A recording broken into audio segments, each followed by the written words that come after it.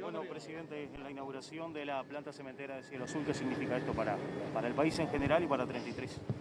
Efectivamente, un día importante por varias cosas que se decían en los discursos que yo rescato. Una inversión genuina en el interior del país, una inversión de un grupo reconocido y serio, con muchos años también apostando al Uruguay. El destaque de la gente que invierte acerca de la institucionalidad de nuestro país, ustedes me han escuchado decirlo muchas veces, acá los gobiernos pasan, pueden tener algún perfil ideológico, algunos planes, pero se respeta la ley y eso es muy importante para quienes realmente quieren invertir a largo plazo. Y una noticia que al gobierno le satisface y quizá la más importante es la generación de 200 puestos de trabajo directos y alrededor de 200 puestos conexos o tercerizados. Y eso es importante en todo el país y es importante en el interior del mismo cuando estamos viendo que muchas veces es más costoso o más difícil tener inversiones lejos de lo que es la zona metropolitana. Así que una buena noticia que pensando en el día después de la pandemia, todos sabemos que es una de las preocupaciones más grandes que tenemos, es la inversión y es sostener los puestos de trabajo, con algunas noticias que son auspiciosas. Ustedes ya la dieron el otro día, pero por ejemplo, cuando nos tocó asumir el gobierno, el seguro de paro ascendía en el entorno de 46.000, 47.000 personas. El último dato del seguro de paro es 38.000, o sea, ya estamos por debajo del seguro de paro total de lo que teníamos antes de asumir. El seguro de paro parcial, esa herramienta que se generó en la pandemia para que mucha gente no pierda ese vínculo laboral, bajó de 27.500 a aproximadamente 25.000. Y lo bueno, o la otra noticia buena, es que la mayoría de los seguros de paro que se han terminado, que han salido del seguro de paro, no es por despido. Han vuelto a su puesto de trabajo o han vuelto a trabajar. Tenemos mucho por hacer, falta por supuesto la recuperación de muchas cosas, en eso está el gobierno, en eso está aquellos que apuestan a invertir a nuestro país y por eso esta es una buena noticia que se suma a muchas que ustedes ya han dado difusión y muchas otras que estamos esperando en los próximos tiempos. Presidente, ya que abordó el tema del desarrollo y del empleo, ¿puede abundar o puede avanzar un poco más respecto a esta intención del TLC con China? ¿Hay algún nuevo elemento? Se manejó una cifra hace poco del orden de los 100 millones de dólares que podría dejarle Uruguay. ¿Hay además intención de firmar TLC con otros países?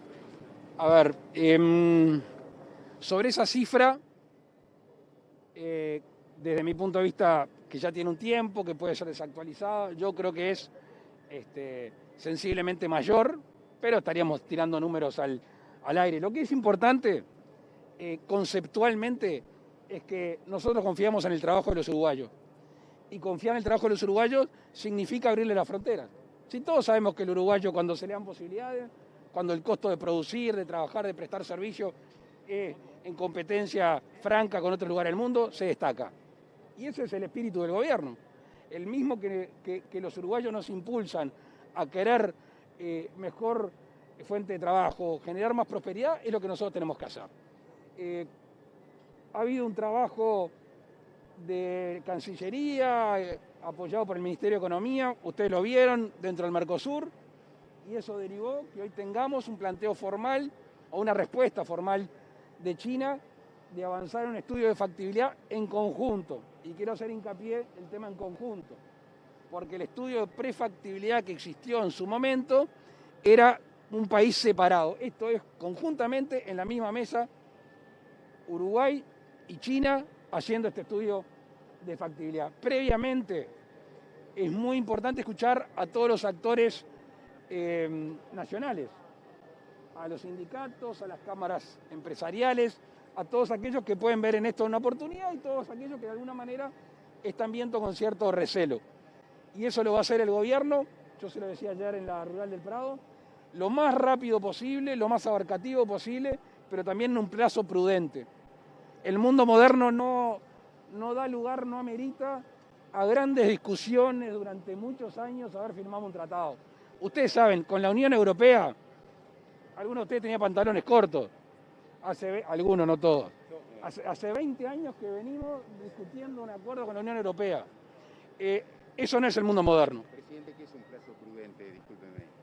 ¿O estima usted puede llegar a ser? Está buena la pregunta, yo no tengo una respuesta exacta, porque cuando ponemos fecha nos gusta realmente decir esta fecha y cumplirla.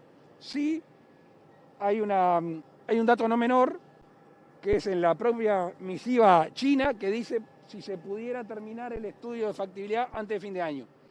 Eso es alentador, ¿no? Va a requerir poner los motores fuera de borda y avanzar seria y rápidamente. Presidente, ¿qué va a pasar con el sector Portland de ANCAP? Porque se abre la competencia con estas empresas privadas. ¿Qué pasa con el sector Portland?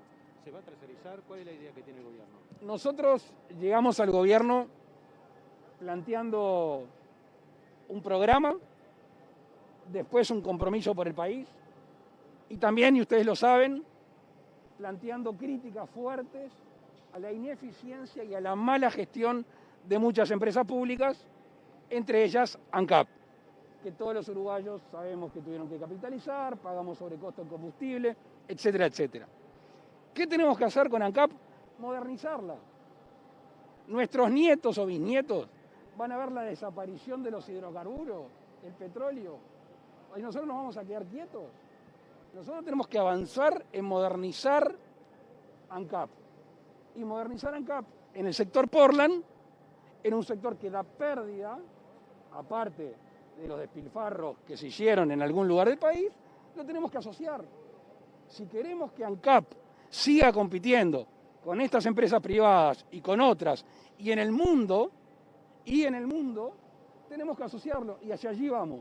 Una empresa que tendrá capitales públicos de ANCAP, que tendrá un asociado privado, que va a dar ganancias y dejarle de costar a los uruguayos los millones de dólares que le cuestan, que entre otras cosas, se lo terminamos cargando al combustible. ¿Por qué? Porque vamos a entender una vez por todas. La plata de ANCAP sale del bolsillo de cada uno de los uruguayos. Si el día de mañana deja de dar pérdida y da ganancia, vamos a tener todos una empresa mejor. ¿Y cuándo se piensa? ¿Hay interesados?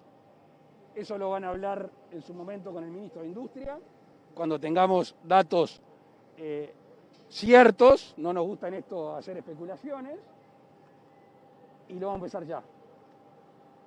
ya. Sí. ¿Por qué plata a los uruguayos que se está yendo todos los meses a pérdida?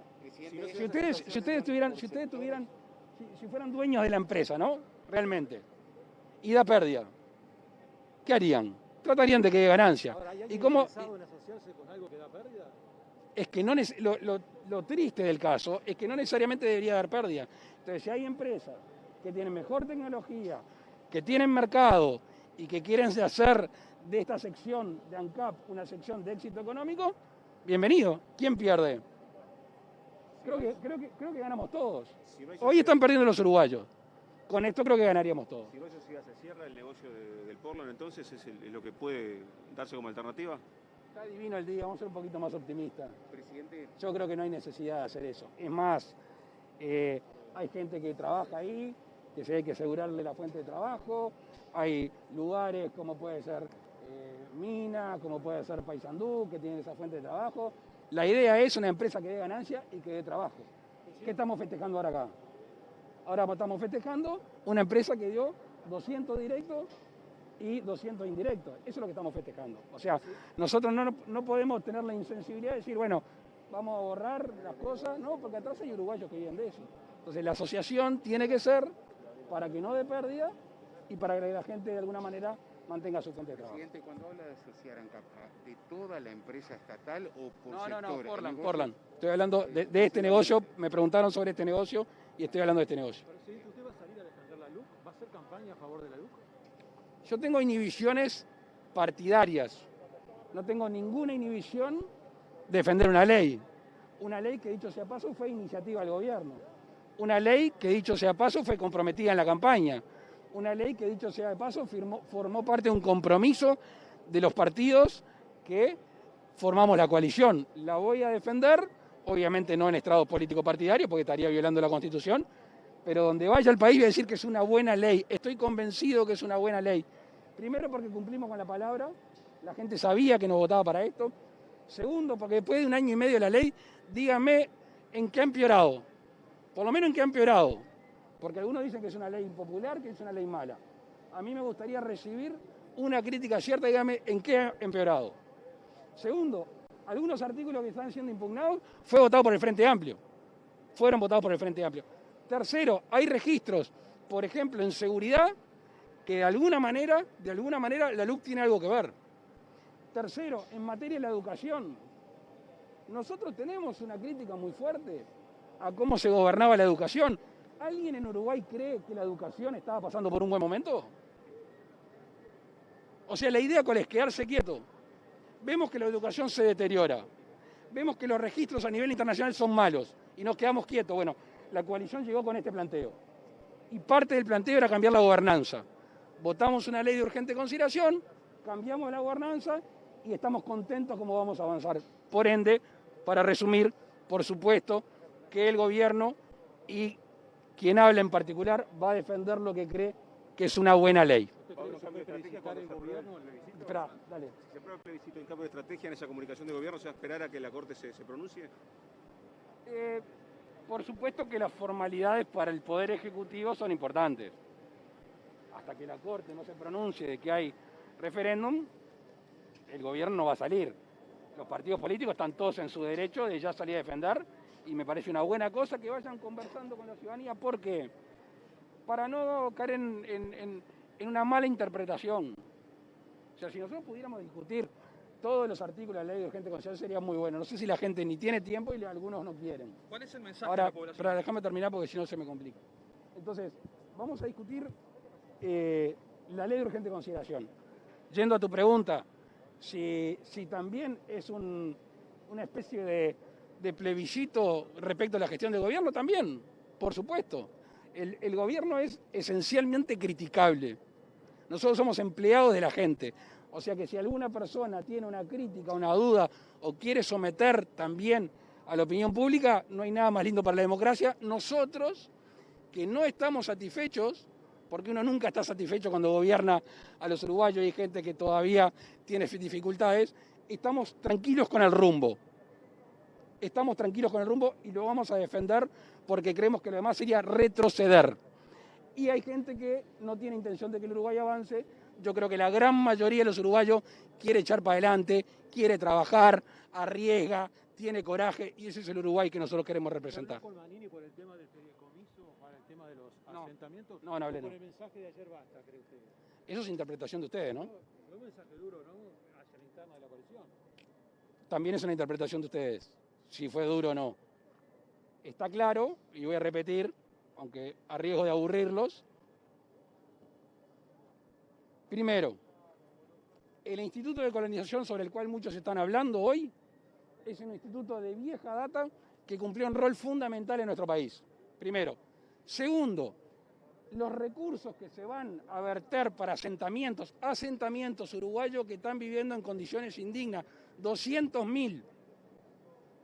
Después de muchos años de bonanza, hay más uruguayos viviendo en asentamientos de los que había. Ahí van los fondos. Las leyes en las cuales vamos a distribuir los recursos son del 2007, 2008 y 2012. Colonización funcionó de muy buena manera anteriormente.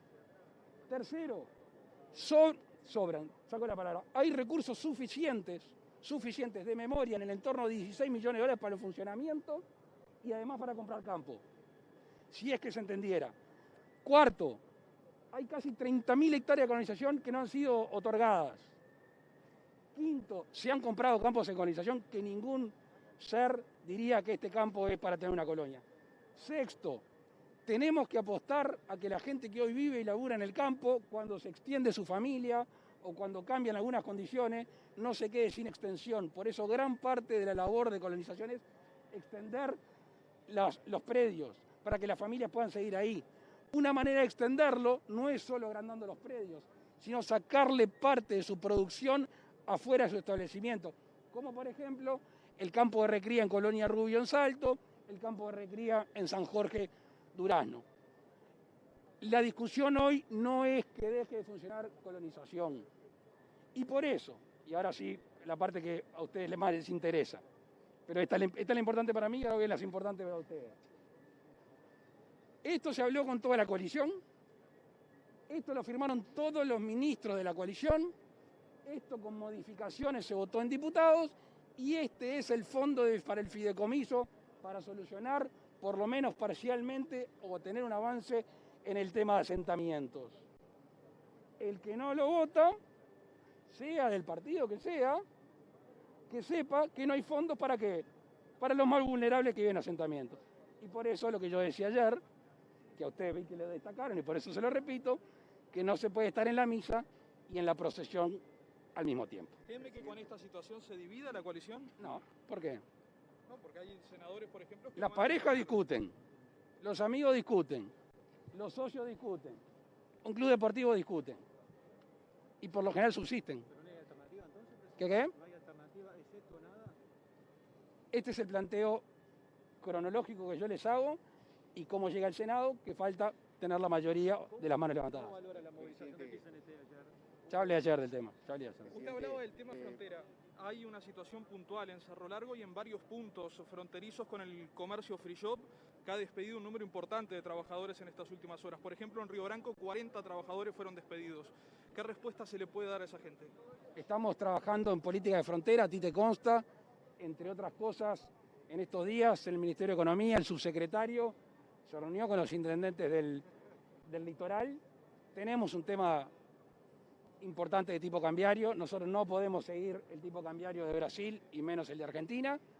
Tenemos que tener de alguna manera abaratamiento para aquellos que comercian, ya no solo en las tiendas libres o en el free shop, sino en todo el comercio establecido en el litoral, con distintas condiciones, obviamente la brasileña que el litoral con Argentina, pero tenemos que tener políticas focalizadas en ese sentido. Presidente, sin pretender que se entromezca, y no lo va a hacer tampoco, sobre situaciones políticas en otro país como lo que está ocurriendo en Argentina. Ya me diste la respuesta a la pregunta. Yo lo sé. Pero Uruguay como país, ¿cómo se para, cambia en algo su estrategia ante esta situación de inestabilidad, por calificarla de alguna forma, que se está viviendo en el país?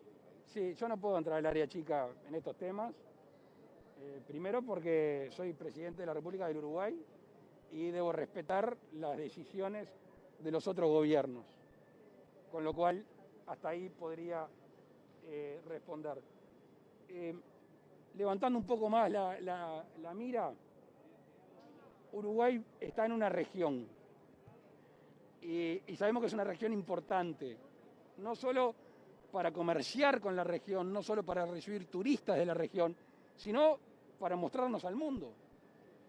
Uruguay naturalmente tiene más peso con Brasil, Argentina y Paraguay en conjunto que solo, está claro, ¿no?